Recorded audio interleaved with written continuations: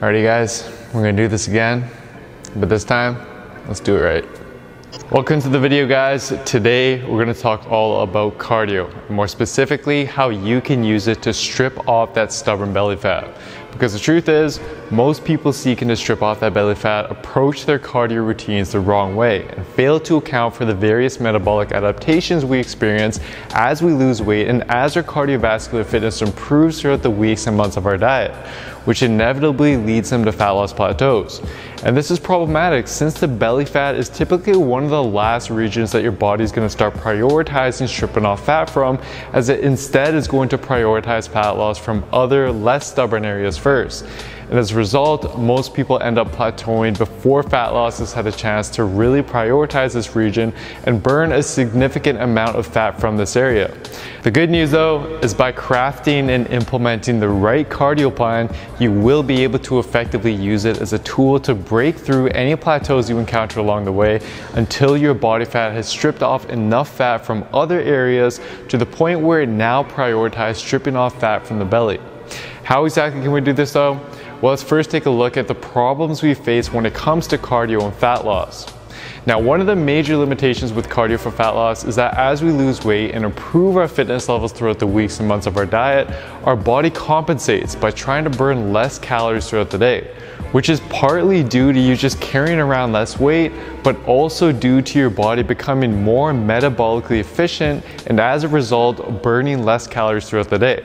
For instance, one 2010 paper measured how many calories subjects burned before they started a diet and cardio plan compared to afterwards, once they had lost around 10% of their initial body weight.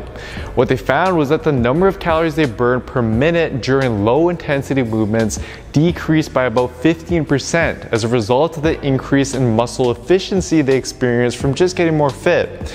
Other studies have found similar results as well, with calorie reductions ranging from 11% to even almost 20% due to an increase in efficiency. And this adaptation, it has a major implication on something called your NEAT levels throughout the day, which is basically just all the subconscious movements and light activity that you do throughout the day, like walking, cleaning, standing, and even moving your hands around when talking, for example. Now, as shown from this 2014 paper, your NEAT levels can range anywhere from a couple hundred to over a couple thousand calories a day based on how active of a lifestyle you live and your occupation. Now, to showcase where this becomes a potential problem, let's say someone burns about 2,500 calories a day at the start of their diet and is an office worker who, based on the graph previously provided, burns around 1,000 calories a day through NEAT. Now, if this person were to adhere to a cardio plan and improve their fitness throughout the weeks, their bodies would in response burn significantly less calories through NEAT. And as we saw earlier, this could amount to on average a 15% calorie reduction as a result, which would mean that now they are burning over 150 calories less per day from this effect alone, which is why researchers believe this effect to be responsible for the reason why those who have lost quite a bit of weight struggle to keep that weight off or continue losing fat despite still doing the same amount of cardio as they did in the beginning of their diet. Now, when you combine this effect with the fact that most people just tend to move less in general as their diet prolongs, and also take into account that they do carry less body weight around as well, you can see how these various factors cause you to burn less and less calories over time and ultimately creates a fat loss plateau. In fact, in the study mentioned earlier, by the end of the 10% weight loss, subjects were burning on average almost 600 calories less per day than they were in the beginning, despite doing the same amount of exercise. Now, although these subjects were fed a very low calorie diet during the study, which probably didn't help with their energy levels, it still provides insight as to why the exact same cardio plan you started out your diet with, which may have worked for a little while in terms of fat loss, may no longer be sufficient to continue stimulating fat loss as you continue to progress. Simply meaning that your cardio plan needs to be designed and actually progressed over time such that it accounts for this in order to enable you to continuously break through any plateaus that you're bound to encounter along the way. But at the same time, you don't want to do too much too soon, as that could be problematic as well. So, how exactly do we go about doing that? Well, we can do so with a 4-step cardio plan that I personally used and implemented myself and with several others that when combined with a calorie deficit from your diet accounts for all the problems that we previously discussed. And I'll honestly say that this plan was the easiest plan that I've done thus far, and it enabled me in a span of 12 weeks or so to get down to not quite single-digit body fat, but pretty much as low as I'd personally want to go nonetheless. So, the first thing we need to do here is establish a baseline level of cardio for you to start out with. And ideally, you want the majority of the cardio you do to be low impact and low intensity rather than high intensity, as this won't impair your recovery as much and therefore will enable you to do greater amounts of it with minimal risk of injury. The occasional high intensity session is fine, but I limit this to no more than 3 times a week. What I recommend though, and what I personally started with, was just 10 minutes of incline walking every single day. And you can swap this out for light cycling or any low intensity, low impact cardio modality if you prefer that instead. And these low intensity sessions can be done in the morning, before and or after your weights workouts, or in the evening, for example. Just choose what you're gonna be most consistent with. Now, this initial baseline level of cardio may not sound like much, and it isn't. But the goal here is just to get you in the habit of moving and sticking to a regular cardio routine that we can slowly progress throughout the weeks to drive more and more fat loss. Which is why in step 2, we want to then very gradually start increasing the duration and or difficulty of our cardio sessions, since our body will be burning fewer and fewer calories during the day as we continue to strip off fat and get more efficient. And you can do this by either increasing the duration of these cardio sessions by 5 to 10 minutes each, or increase the difficulty of these sessions by increasing the speed and or incline. You want to do this whenever your weight loss begins to really slow down, as this is a good sign that you should bump up the demands of your cardio sessions to stimulate more fat loss. But again, you want to do this gradually.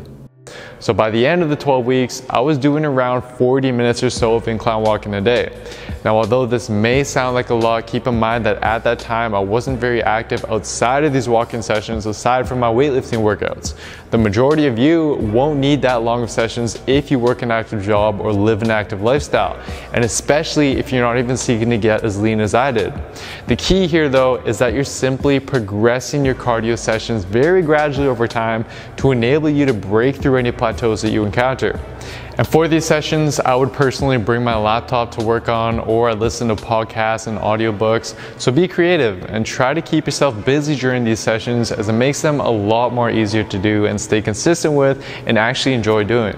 Now, as you apply the above 3 steps, you need to ensure that you're not then compensating outside of these cardio sessions. Because as you diet down and get leaner and leaner, your hunger will likely increase and your body will also tend to get lazier outside of your workouts.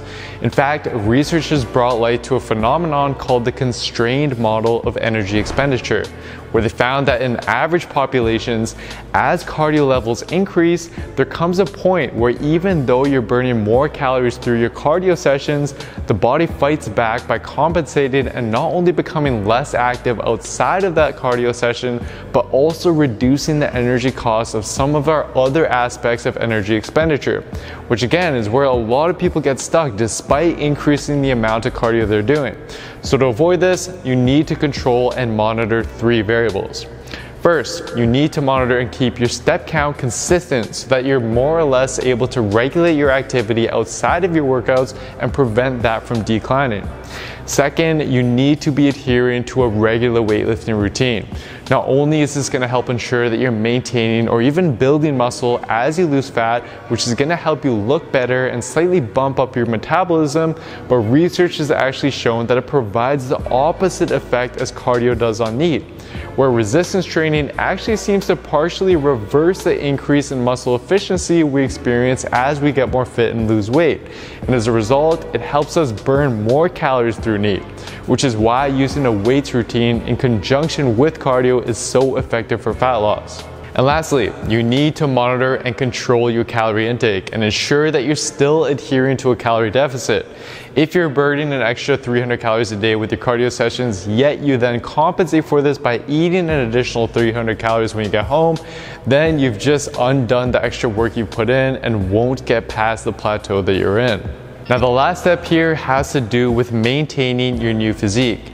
Because if you immediately cut out the cardio you do once you reach your goal, you're inevitably going to very quickly gain some body fat back. But at the same time, if you're doing an unsustainable amount of cardio that you know you just can't adhere to long term, then that's no good as well. So what I'd recommend is one of two options.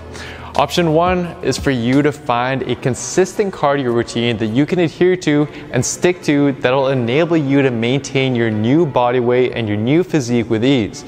For example, a 30-minute incline walk or cycling session in the morning, or whatever you're going to be consistent with long term. And option two is for you to actually start tapering down the amount of cardio that you do until your body weight stabilizes. In effect, what this does for many people is even though you're burning less calories within your cardio sessions, your body actually then burns more calories outside of your cardio sessions through NEAT, as it doesn't feel as fatigued or try to compensate by moving less outside of your cardio sessions.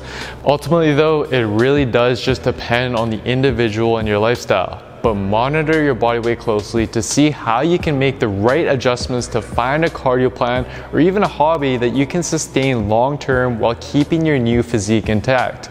At the end of the day, it's all about burning sufficient calories and finding what enables you to do so with the most enjoyment and consistency. And on that note, ideally this should be combined with something that's called a reverse diet, where you're also at the same time very gradually increasing your calories to continue boosting the energy you expend through NEAT and your overall metabolism. But that's something I'm going to cover more in depth in another video. That's pretty much all there is to it. Start at a low baseline, slowly increase this over time as needed, and then make the right adjustments to maintain your results while keeping all other variables consistent. There really isn't a magic number of how much cardio you should be doing, as it will vary for everyone, but the key really is to control your variables and progress your plan over time to enable you to continue stripping off fat until the fat loss finally reaches your belly. But guys, just also keep in mind that you need to be pairing your cardio routine with a regular weightlifting routine and a solid nutrition plan, as these will both help speed up the process and ensure that you don't just end up skinny fat by the end of your fat loss journey. And for step-by-step plan that shows you exactly how to do this by optimizing your workouts, nutrition, and cardio plan for you, such that you can lean down as efficiently as possible with science, just like several of our Built with Science members have done with their programs, then simply head on over to builtwithscience.com and take the analysis quiz to discover which program is best for you and where your body is currently at. Anyways, thank you so much for watching, guys. I really hope you enjoyed this one. Please don't forget to show your support by giving the video a like, leaving a comment down below as to what you'd like to see me cover next, subscribing to the channel, and turning on notifications for the channel as well. Thanks so much, guys. Hope you enjoyed it, and I'll see you next time. We're good? We're done? Yep. Oh, thank God. I can't keep my arms like that any longer. It's killing me.